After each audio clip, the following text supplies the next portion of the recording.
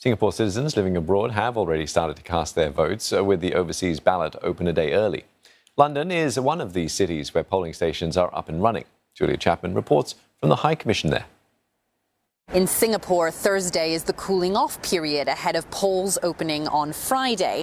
But here in the UK and in 9 other cities around the world, voters are having their say early.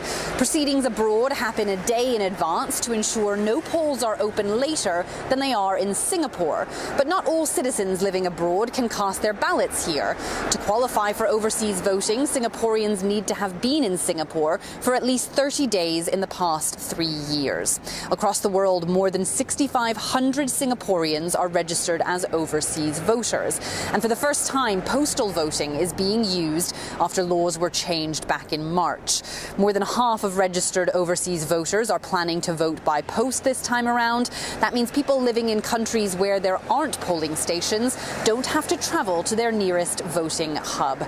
Some people choose to do so anyway. One voter who came here earlier travelled from Luxembourg to cast her ballot in person. Others who live in London said casting a physical ballot made them feel part of the process. I think it's important to be politically engaged, especially as someone who's living abroad. I think voting helps me to stay connected to Singapore. I like to do it in person as well. It feels a bit more ceremonial to me. I can get here relatively easily because I cycle everywhere. And yeah, it's I think just a bit more exciting for me to do it in person. I think it's important to vote in person because there could be additional technical issues which Singaporeans are not familiar with, that there could be issues with postmarks, there could be issues with whether your vote arrives back to the returning officer in time. These are not tested yet, and I decided, at least on my part, to play it safe. So that's why I've decided to show up in person to cast my vote.